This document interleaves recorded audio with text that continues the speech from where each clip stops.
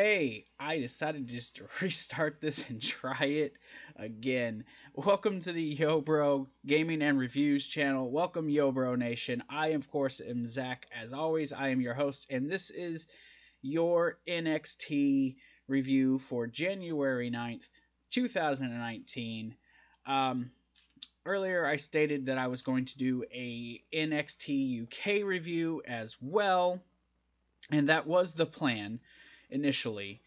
However, due to the fact that, there was stuff that happened tonight, but the fact that I've missed so much as far as coverage goes with UK, and the fact that there wasn't a lot of actual stuff that happened tonight. I mean, there was some really good parts, but a lot of it was just short, quick matches. Good, solid episode. Don't get me wrong. It was a solid episode of NXT UK. I will start the NXT UK portion of reviews next week when I do my reviews. But for this week, I will just do NXT proper. And then next week, I will go ahead and do the full 2 reviews each Wednesday night.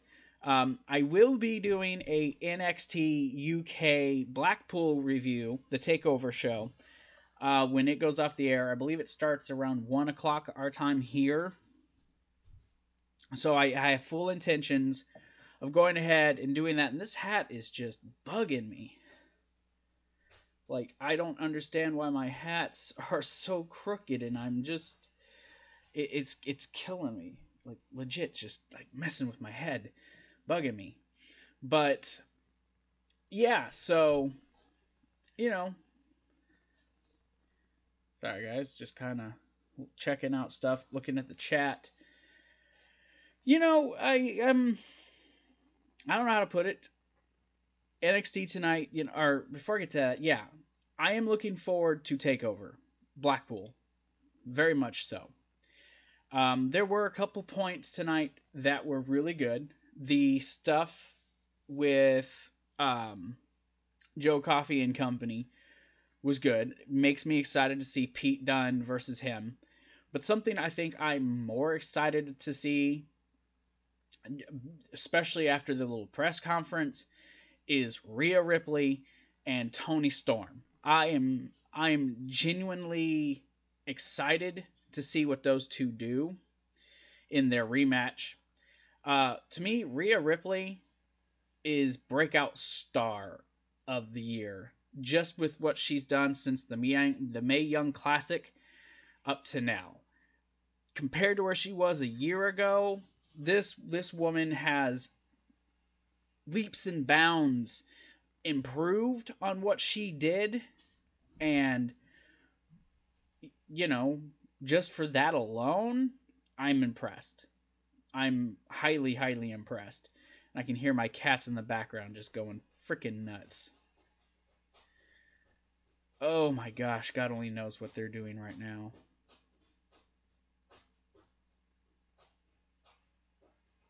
What are they doing? It's like my cats have lost their minds. And I can hear them in the background right now just losing it. Losing their stuff. I honestly don't know what they're doing. They have gone just nuts for the last couple hours, just running crazy. Whew. Like I said, this is your NXT review, and not a ton happened tonight. Quite a bit of talking tonight. The big story, obviously, tonight is Johnny Gargano and Ricochet, and what happened with them tonight.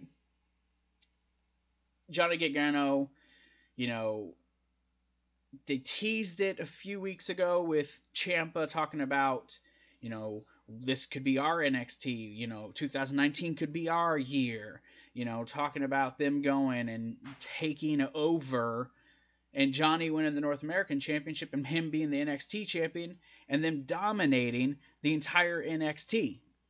Johnny did have a response to that tonight. Johnny basically told him, no, you can go F yourself. I still think you're a piece of crap.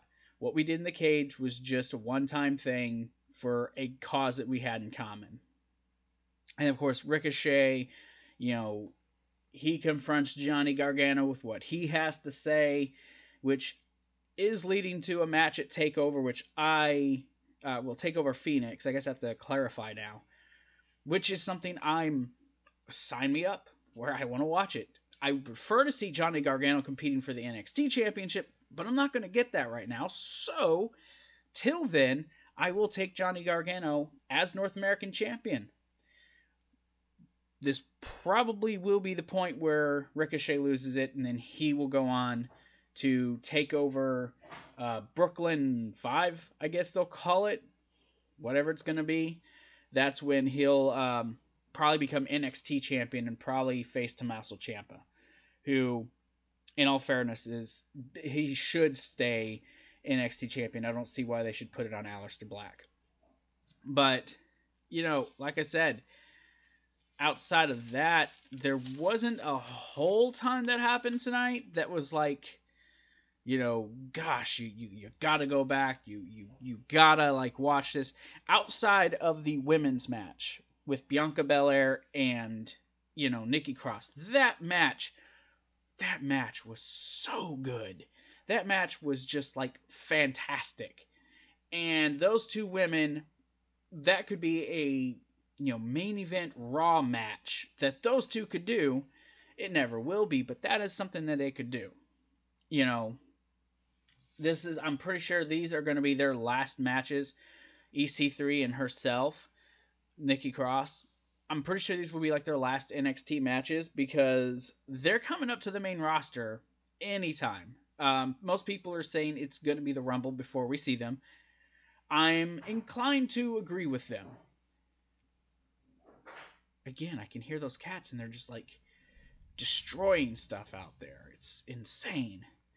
But yeah, I'm inclined to agree with them because, in all honesty, it's the right move, I guess. Is it the right move? Probably not, but that's what they're going to do. So I guess we'll just have to live with it. So I'm going to go ahead and I'm going to go over everything, and then I'll give, more of my in-depth thoughts on tonight. Before I do, though, if you guys haven't checked out, I did upload and do a live video today. This morning, I did a channel update that concerns Patreon and the NXT reviews, the Raw reviews, and everything else on the channel. It also talks about a WWE 2K Universe mode. It also talks about a possible wrestling trivia league here on this channel. Something I'm interested in hearing. I would love to hear you guys' comments. You guys can Twitter me with your comments on that. Also, I did do my little more in-depth AEW talk about what happened yesterday at their rally for Double or Nothing. I have to correct myself on something, though. I said that Jericho was put onto the alumni page. Turns out, Jericho was taken off of all their graphics for the openings for all their shows. Jericho was taken off the alumni page. His stuff is no longer mentioned on the website. They have basically Benoit Chris Jericho. Having heard that now, that is total bullshit. Just want to get that out there. That is total bullshit. I'm sure as this stuff with AEW comes and we hear more stuff coming out, I'm sure that I will probably have more to say about this. I am 1,000% positive. So we're going to go ahead. I'm going to move on to the NXT review. Like I said, I'm not going to take a terrible amount of time tonight. There's going to be a couple big talking points. Kind of already talked about them a little bit, but there are a couple points that I really want to hit home with tonight. So we'll get into those. So, like I said, the opening was Johnny Gargano, Johnny Takeover. You see it in the title. He comes out. He's all smiles, high-fiving the kids, all that stuff. He talks about how 2018 was a roller coaster of a year for him, and it didn't go quite the way he wanted. And he realized that success is not measured by what you do, but by wins and losses, not by who you are. That doesn't matter. If you're not a champion, you're not important, which is true. You start getting mixed reactions for Johnny Wrestling, something or another. DIY chants start ringing out, and he's like, no, you're confused. It was a one-time thing. It won't. And this is when he's starting to address Ciampa. He says this, it was a one-time deal. And I'm telling you what, the cats are just in there like destroying things. He says it was a one-time deal that, they had a common goal. It was one time. It'll never happen again. And he says, as far as he's concerned, Tommaso Ciampa is a piece of trash. And then he says, he heard what Tommaso Ciampa said and that he wants to be a champion, but he wants his title. He wants that belt. But now he's got Ricochet blasted him on social media because of what Ciampa had to say. And something about wanting smoke. If he wants the title shot, he can have smoke. He says, I don't want smoke, but if I want that NXT North American Championship, I can take it. So out comes Ricochet. Ricochet says that, and Ricochet was dressed. He was impressive looking, dressed, nice suit. Comes out, nice little ovation. Says, if you want the title match, all you have to do is ask. But you say you're going to take it. Are you going to take it face to face? Or are you going to wait and take it when you hit me from behind out in the parking lot? Obviously referencing what he did to Aleister Black. Obviously, right? Look, I can't do this hat. This hat's killing me, guys. I'm just going to have to roll without the hat because the hats just ain't doing it for me. I want to wear my hats because my hair's a mess, but I can't do it. I love this microphone. Seriously, I got to thank my girlfriend again. She's awesome. My girlfriend, she's like this really amazing individual. And she got me this really awesome camera.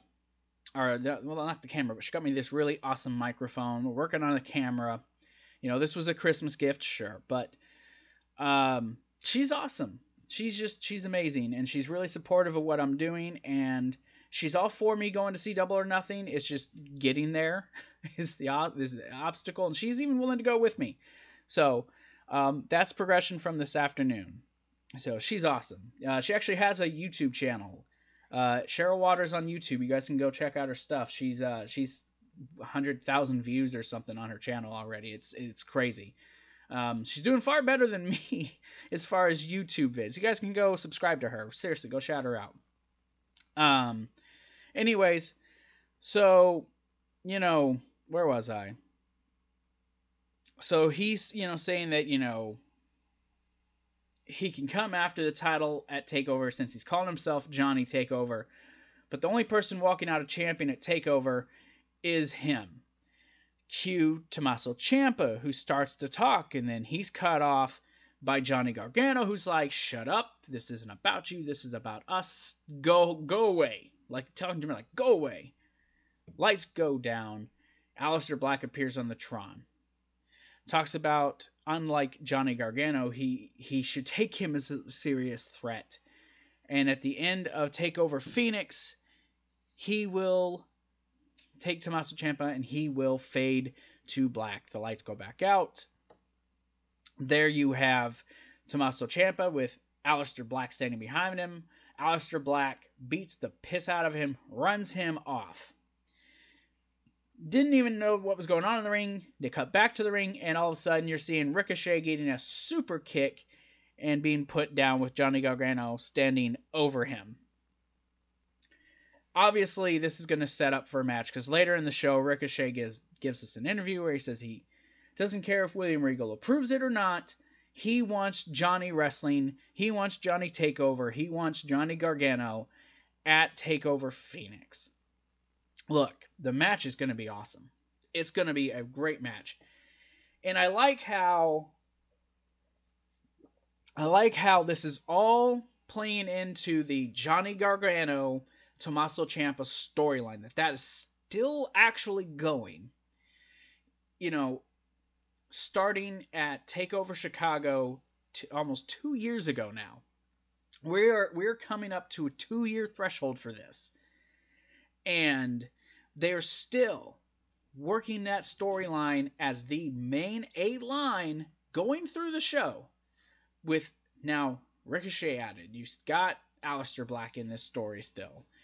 They're bringing other people into this story, which I know is going to eventually conclude. And I really do think we're going to get a DIY reunion.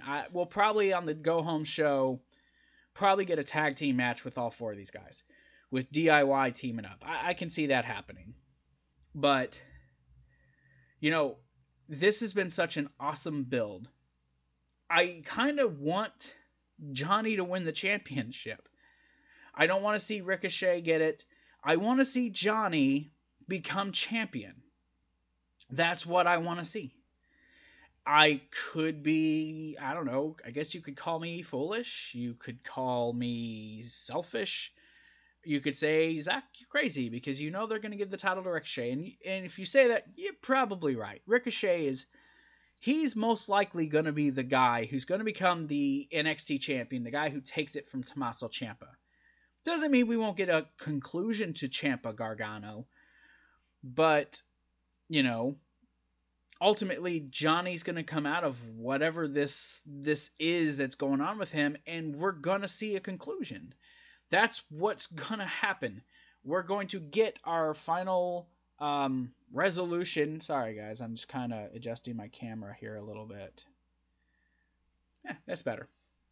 We're going to get our final resolution, you know? So I'm intrigued with this story. I'm definitely all for seeing Ciampa and Black, letting that be finished, and then I'm all for Gargano and Ricochet. And again, we're about to have another slam dunk takeover, it looks like. So, I mean, NXT, you know, it's still being the best thing. It's still the top thing that we're going to get.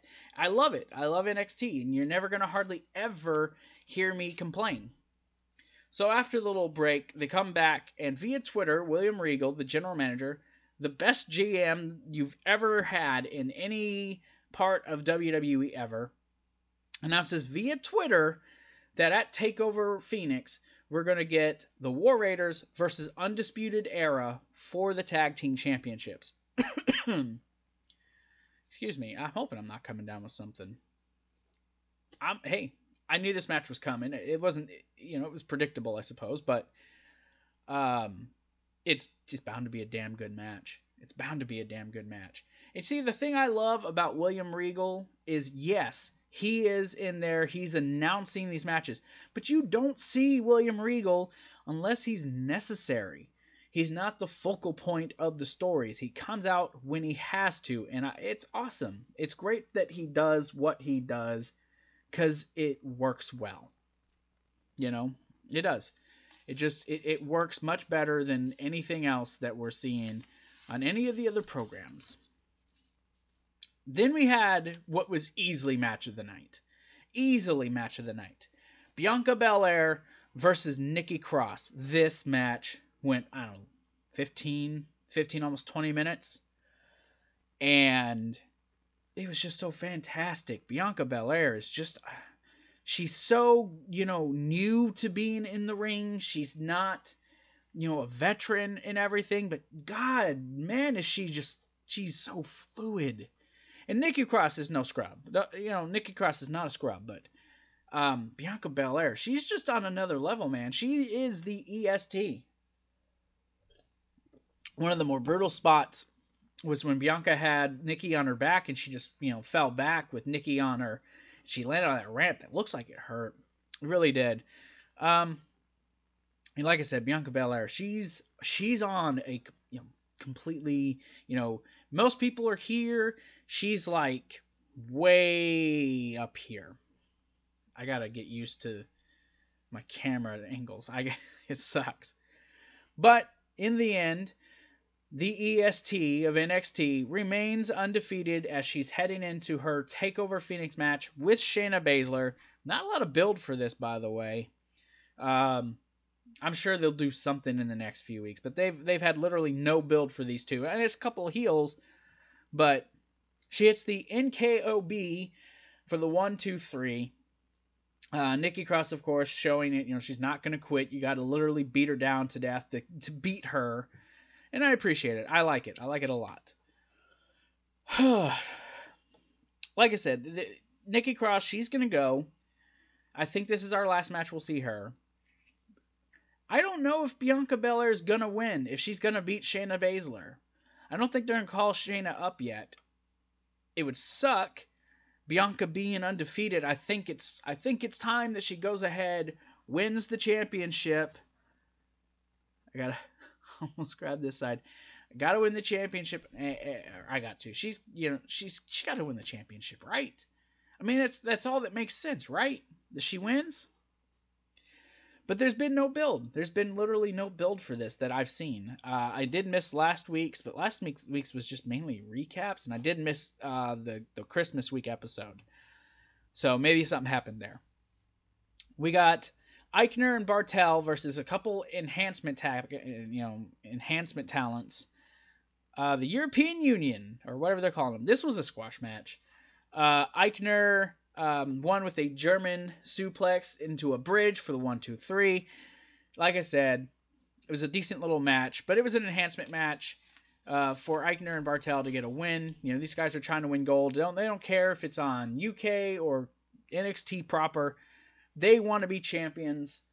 They look impressive, though. They looked impressive in this match. I guess that's what you're supposed to do in a match like this. It was a squash match. Like I said, Ricochet, does a little interview backstage. Wants Gargano. Doesn't care if Regal wants to do it or not. He's getting his match. We had an interview with Keith Lee after they showed a replay from last week's beatdown after the match with Matt Riddle and Cassius. Oh no, Cassius, you need to get on a diet, bro. That's so rude. I should probably be dieting too. But Keith Lee, he's just kind of like, man, it was wrong. It was wrong, but I challenge Cassius Ohno next week to a match, and he'll have no choice but to bask in my glory. I don't know. Keith Lee was like, whoa, yeah, Keith Lee, and I was kind of like, oh, Keith Lee. I don't know. It's like Keith Lee's kind of fallen off the map a little bit. I don't know. I'm sure once they get through WrestleMania season, they'll work with him a little more. I hope knows. He'll probably get called up way too early. EC3 versus Adam Cole, baby. EC3 versus Adam Cole. This was kind of a chess match at the beginning. Not the greatest match I've seen from Adam Cole for sure. And EC3 can do better. But this is probably EC3's final match on NXT. Most likely, we won't see him after this. Like I said, it was a chess game. You had Adam Cole in there, doing bows, just taking a bow. After he hurt EC3's shoulder. EC3 was a fighter. He actually at some point took advantage and was in control of this match. But ultimately, Undisputed Era was able to put in the distraction, able to get Cole enough time to hit a super kick and then a last shot for the 1, 2, 3 on EC3. Afterwards, they continued the beatdown of EC3. Then you get the War Raiders coming out. And these dudes destroyed the Undisputed Era. I don't know if they're going to take the titles off of UE, but holy crap, they just tossed them around, was hitting them with big moves, and I'm not sure which one it was, but dude, both these guys can move, right? It wasn't Rowan, but these guys, they're just flippity-floppity all over the place, and I've never seen many guys move like that. It's going to be another Undisputed Classic. With Undisputed Era, like I said, any what's the word I'm looking for? Any form, switch them out. Throw Adam Cole in there, take Bobby Fish, whatever order you want to put these guys in together. It's guaranteed to be a good match. And I think, Adam Cole and Kyle O'Reilly, or not Adam Cole, I'm sorry, Roderick Strong and Adam Cole, or gosh, man, my brain is just not working. I am going on a little sleep. I need to get to bed early tonight, so I'm not doing a long review. Roderick Strong and Kyle O'Reilly with the War Raiders are going to make a fantastic match at TakeOver Phoenix. I'm not sure where in Phoenix they're doing the match. If I were NXT, dare I say it, I would try to put us in the big stadium. Outdoors. I think they could do it. But I know this will be indoors. Probably one of the smaller buildings where the Phoenix University of Phoenix, I think, whoever it is. There's a school there in Phoenix. I'm sure they'll have somewhere there that they'll do it. Some smaller building. It's going to be a great weekend. Looking forward to it, guys. I really am. I want to thank everyone who's been watching the SmackDown and the Raw reviews. I want to thank everyone who tuned into the videos today and whoever's tuned into this video. I can't see what's going on because something's up with my internet and it's being slow. So I can't really do much as far as checking it out and seeing, the live chat. So if you did send me a live message, I do apologize. I didn't get to see it. I apologize. But I want to thank everyone. You guys, as you can see down below, Facebook, Twitter, Discord, Patreon, TeePublic, StreamLabs. You guys can go there. All this stuff's down in the description below. It helps support the channel. Hit the like button. Share this video. It helps. If you want to go to Patreon and, help support the channel, as said earlier today in those videos, I have many, many new tiers with many, many new options. I'm going to do what I can for you guys. You guys help me. I'm going to help you. The channel's going to grow. We're going to get out there. More people will be eyes on here. I can do a wrestling trivia. All that stuff will be there. Y'all can become producers and help me run the show from home. Just saying, hey, Zach, asshole, you should do this instead of this. And I can be like, that's a good idea. What does this person think? Well, they think it's a good idea too. Cool. That's what we'll do. You can be a co-producer, you can be a producer. $20 and $30. Yeah, that's a lot of money, but you are going to have power and majority share in the channel. Legit, you will be a shareholder by putting money in. Think of it as stock. And it's only once a month. So, yeah, it's a lot of money, but hey, if you want to do it, you can do it. You will have help with me and anyone else who's coming in through the channel. You can get early access to videos now, best of the best, and the retro rewinds and the Yo Bro Nation videos. Those will all go up 2 days early, starting next month. I think one's coming up this month. I'm pretty sure. I think it's I want to say it's the Best of the Best podcast. Our Best of the Best countdown's coming up this month. One of those coming up. I'll have to look at the calendar, but one of those are coming. It's going to start coming out 2 days early. They're going to alternate every week. You'll get to have classic Raw reviews, AEW reviews, 2K19 pay-per-view starting at WrestleMania weekend. All that stuff's going to be exclusive to Patreon.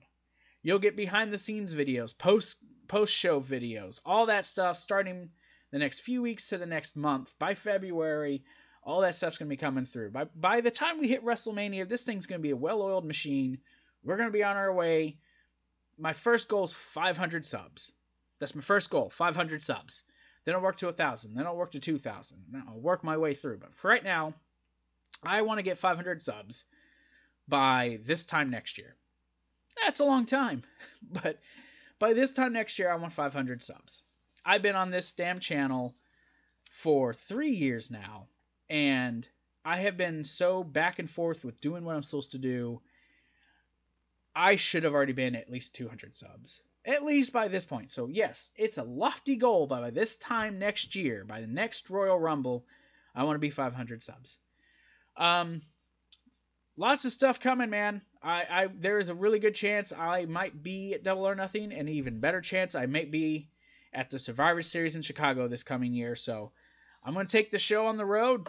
It's going to be fun. Follow us on our social media. Thank you guys for coming in. I, of course, am Zach. Y'all have yourselves a good night. I will see you guys tomorrow night. If not tomorrow night, then early Friday morning, I will have a Gotham review of episodes 1 and episodes 2. That will be on the channel. I may record the video early and then just go ahead and upload it in the morning. Not sure what I'm going to do yet, but there will be a Gotham review at some point by Friday morning. So I may just take the day tomorrow and then just do it Friday. Who knows?